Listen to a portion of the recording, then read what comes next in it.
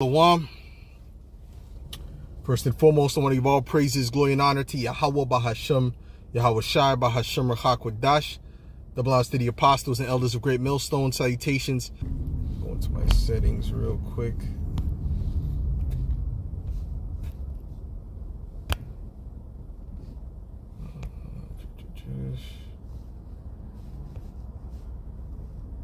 You have a low connection on your phone, you have to oh, power saving is actually off. Why do I have a low connection then? Okay, Salakia. Okay, anyways. Right, like I said, so-called black and so-called white people, that does not exist. The term white and black people, that is a made-up construct.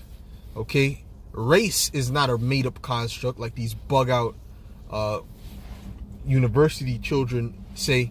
No, that's not a made-up concept. That has always been. The word race goes back to the Latin word raza, which means seed. Okay, the seed that you have, when you have a common seed line, you have common customs, common culture, because you are family. Okay, now that is very, very real, and it's very, very important.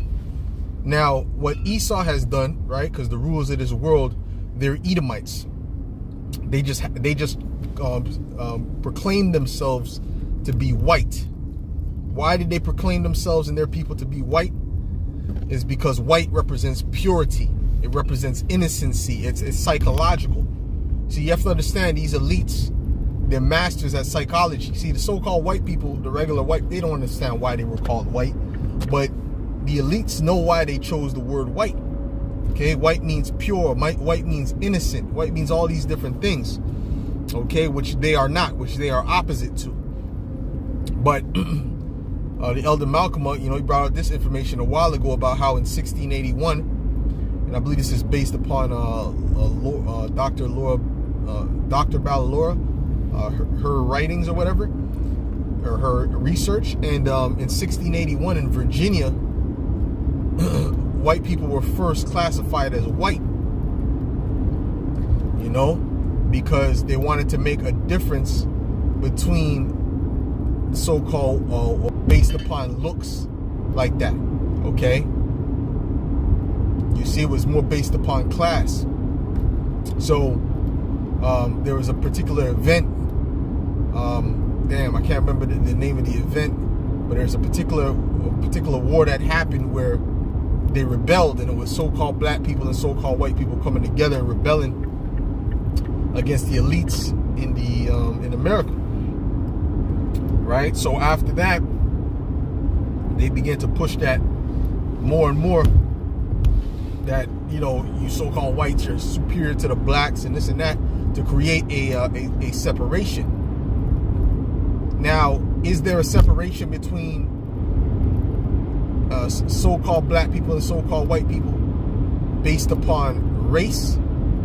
Yes, for the most part, absolutely. And why do I say for the most part? Because you got Israelites, right? Because the so-called black people are Israelites and the so-called white people are Edomites. But you got Israelites that look like Edomites, right? And that if you look by the naked eye, they would be classified as white, right? That's why you had something in that time, or even later than that time, even like going back to like the 50s and even later than that. You had something called white passing. What does it mean by white passing? White passing means that they looked like so-called white people, but their bloodline went back to so-called black people, okay, or another nation. So that's what it means by white passing, but they would be considered white based upon the look, right? That's why we tell you it's not based upon looks, it's based upon the spirit, because your spirit comes from your father. It doesn't come from your mother. Who you are what tribe you come from comes from your father. Can you take on physical characteristics of your mother? Yes. Okay. But that does not determine who you are. Right? So this is why that whole term black and white, that's just confusion. Okay, that's just complete confusion. Because if I go lay down with a white woman, and then my grandson goes, or my son goes lays down with a so-called white woman, right? That's all it takes. All it takes is two generations for your line to look like the other nations. And sometimes one generation. Sometimes the child just happens to look more like the mother. There's plenty of cases on that where like a woman, they're doing they're like, oh, you guys don't even know my father's black, and they'll show you, and they look like a straight up white person, so they're not accepted by the so-called black people because they look like so-called white people, right? And they're accepted by the so-called white people because they look like so-called white people. So it's confusion when the Lord never separated us based upon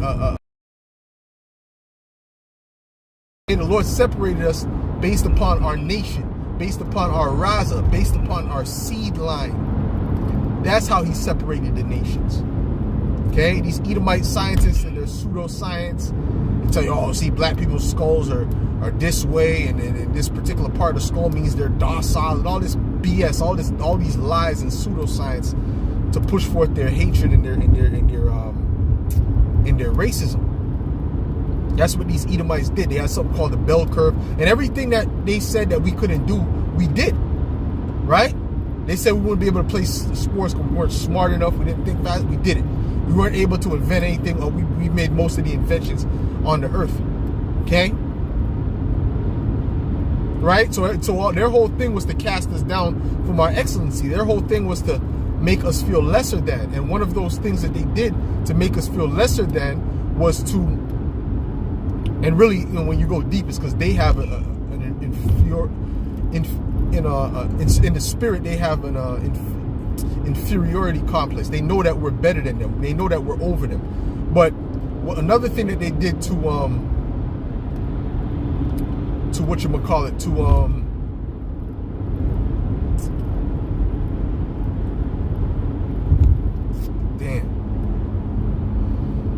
another thing they did to make Jake feel lesser than was to call us black, right? Because what does the word black mean? It means disgusting, hated, or hateful, or whatever, or wicked, evil. It's something. There's a negative vibration, a negative connotation to calling yourself black, right? Just like there's a positive connotation to calling yourself white. That's why when they do certain things, they're not even judged for it. You know, they're not even, they're not looked at as no way, you know, right? They can have an island full of children abusing them, and you know, we'll sweep that under the rug. But Jake, you know, he has an affair. You know, he's the worst guy living. We need to take him off, fire him from the job, and all this stuff. You know. And these things are all psychological, and that's just one of the aspects. But that's a major stronghold on you Jakes, on you Israelites. And that's why really you should stop calling yourself black. Yeah, we say it for people to, in the world who don't understand things. We say, I'm so-called, they would classify me as a so-called black man. But what really are you? You have to know that. What are you really? You're an Israelite. And when you're teaching, you don't teach people that they're black. Oh, the black Hebrew Israelite. That's a negative connotation, and that's a stigma they're trying to put on this truth. Okay, because we're not black Hebrew Israelites. We are just the Hebrew Israelites. Okay, and they're not white. They're not white. They're the furthest thing from white. Really, they're red, because when you read Genesis, the 25th chapter, it said Esau came out red all over like a hairy garment. Man, he didn't come out white. He came out red all over. But the truth of the matter, the full truth is really they're more of a reddish color, from a pink to a red, right? Because that the blood shows forth through their skin. You understand what I'm saying? It's the blood that's showing forth through their skin. So, anyways, Lord willing, that was edifying to the elect, and I'll say shalom.